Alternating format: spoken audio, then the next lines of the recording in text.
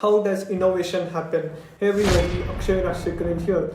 Right now I'll tell you exactly what does innovation mean and how we can literally create amazing great products in whatever way, right? Like how we can create exciting products and how we can innovate.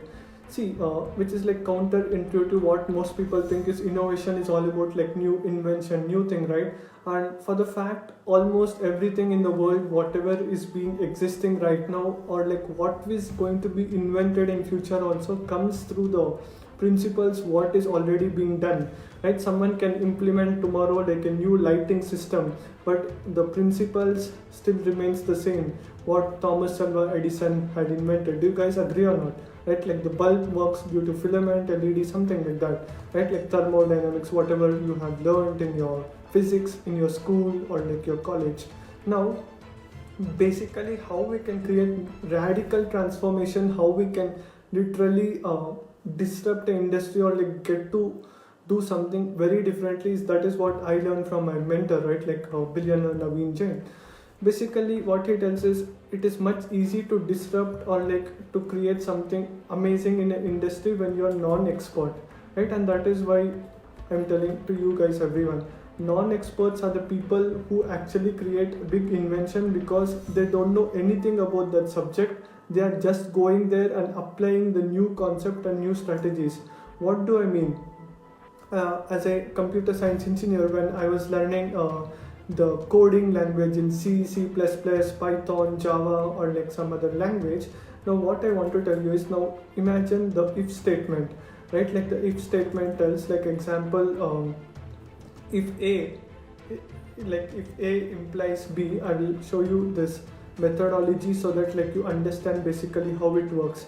If A implies B and B implies C and C implies D, right? See, this is what actually every company, every organization in the world just apply the depth, right? They just know the depth of that subject, right? Like breadth. See, and that is why experts can never do any big innovation because they go super deep into that subject and they fall into that like MBA, PhD and whatnot, and they go super deep into that. And that's why if you see very big innovations comes through people who are like non-experts.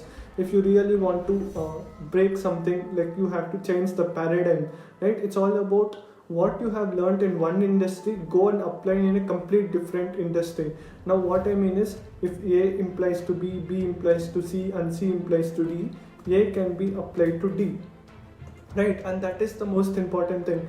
You have to see things in this perspective, right? And that is why that is how actually innovation happens, right? Like lateral thinking, like you have to think in a complete different way. It's like you learning some English or like Chinese or like some language or something you learn, you apply those concepts to a complete new industry, right? And experts will be like, it doesn't work out, how can you even play with this particular thing, right? It is not in the rules, it's not in the textbook, right? Basically people who tell this won't work in this particular thing because there is the law tells, or like the Newton law tells this, or like the Albert Einstein said this, and that is what called like so-called experts tell in the school, college, all those things.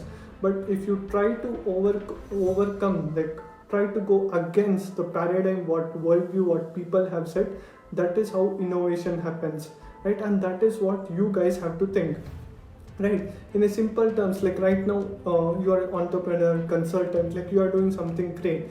Now you are doing like so many different things, but if you really want to take it to the next level, imagine as a consultant, like you have marketing, like you are HR, like you have to do accounting, you have to do functional, there are like so many departments, management, everything, right? See, like example, if I have to see all those things, it takes so much time and effort, right? In fact, I can do so many things, but I also have like 24 hours in a day, right? I can be extremely good in one thing compared to other things. Now what I want to tell you guys is, like how exactly innovation happens is connect the dots, bring people from different industries, someone who is into teaching, someone who is into different industry, and combine them, right? And that is how actual innovation happens. Now example, 1 2 3 4, if I tell someone to write 1 2 3 4 like parallelly like this, right? Like write down in the book like 1 2 3 4 in a straight line, and I'm telling another person or a team member write 1 2 3 4 vertically, right? And someone writes like 1 2 3 4 down. and someone I'm telling right from ulta, from the left, right, 4 3 2 1. Now you are telling one person like different things. It is like difficult for him to do because it's like different thing. Whereas if you tell him to do the same thing, 1 2 3 4 1 2 3 4 1 2 3 4, and he goes in a much more faster, right? And actually how innovation happens, you just have to figure out, connect the dots, and bring someone who is doing the same thing over a period of time and tell him to become good in that one particular thing, right? And that is how actually radical transformation, like sweeping transformation, you can bring in the world, right? It's like proven over a period. Like so many people have said, Steve Jobs said, connect the dots. I am not the smartest guy, but my goal was to connect all the smart people in the world and make them do the work, right? His partner Paul Allen, like he was knowing all the coding, all those things, right? But he was the marketing and he was the guy behind the brand. You just have to know, right? Like what is that you want to do and connect the dots. That's what even Jack Ma, Alibaba also did. Now you have to see, like right now the big problem is education industry, right? Like which is not yet been changed from so many years. Now if you see India from 1st century to 18th century, India was on top, right, on education system. After 18th century, what happened? Britishers came to India, they applied all that trigonometry, all like the concepts, right? Like the Western philosophy they have brought in India, and they have said this is how you have to learn, right? They introduced the Sanskrit was removed, and other all like spirituality was not there, all these things. Now how we can innovate, go to the roots, identify what is missing in current education system, right? If the education system is right, why still no one can remember what they have learned in 9th, 8th, 7th, 6th, 5th, 4th, 3rd, 2nd grade? We won't remember anything, right? If we only remember just 0.1% or 1%. Do you guys agree or not? Right now we are the people, right, like who can change and like who can innovate. It's not like someone, that's what even Jack Ma tells, right? It's like the young people who can change the world. Now it's all left to you and me, who is going to do it, right? See, my goal is not to be the best when it comes down to doing that. My goal is just to connect with the smart people and help them do whatever they can. Right now you guys have to know that and apply different things in different domains, right? Never feel fear of what's going to go wrong, right? If I implement this, what can happen? The only way we fail is by not implementing what is to be implemented, right? See, now if you see like big companies, many people tell Google, like in year 1999 2000, right? Google was not such a big company, right? In fact, Yahoo wanted to buy Google for a few couple of billions of dollars, right? Actually they rejected. Now in Google company they have one rule, okay?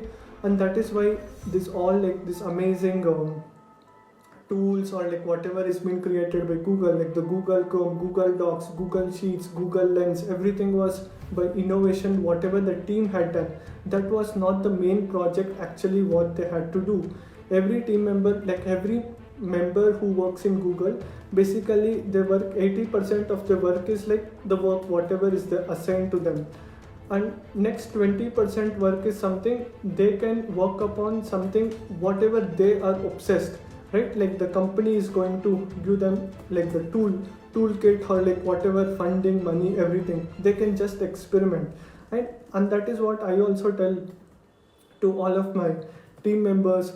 Like we can experiment. See, we need not be good. Like imagine like you are applying, you are trying to implement like 100 different ideas, 1000 different ideas.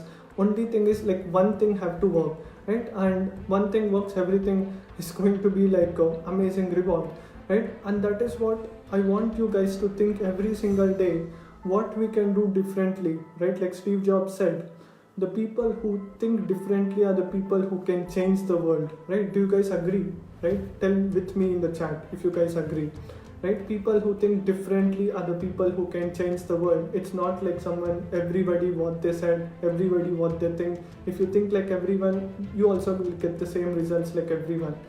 Like thinking different and trying to apply something different is the most important thing, right? And that is how great innovation happens. And reward, see, people like we have to do mistakes, right? There is nothing wrong if you're not doing any mistakes. You're not actually doing any progress in any way. the only way I can see anybody who's doing something great or something is like by seeing how many mistakes they have done. Right? Be always open to do mistakes, and yeah, we have to keep on experimenting, right? And that is what I love to do, and I want you guys, everyone, also to experiment, and that is how we actually create great products, great innovation. Because see, everything is already there.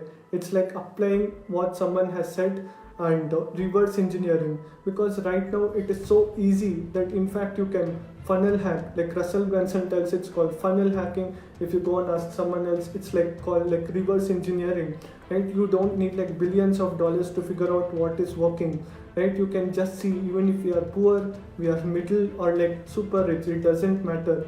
You just see what someone is doing, just identify what are the loopholes which they are not able to see, and we fixing that loopholes, and if we make a better product compared to them, and people tell, wow, amazing product, and that's how innovation is created. But if you see, almost there is already every product in the world, right? Instead of thinking let's create something out of the box, some product, think something what is existing, and on top of that what we can do, right? Based on that, that is how we can do innovation fast, right? And let me know what was your 3 big takeaways, right? And yes, by implementing, that is what can help us to get the results, right? And thank you so much everyone for watching, and if you guys want to learn more, do message me. Have a great day. Bye bye.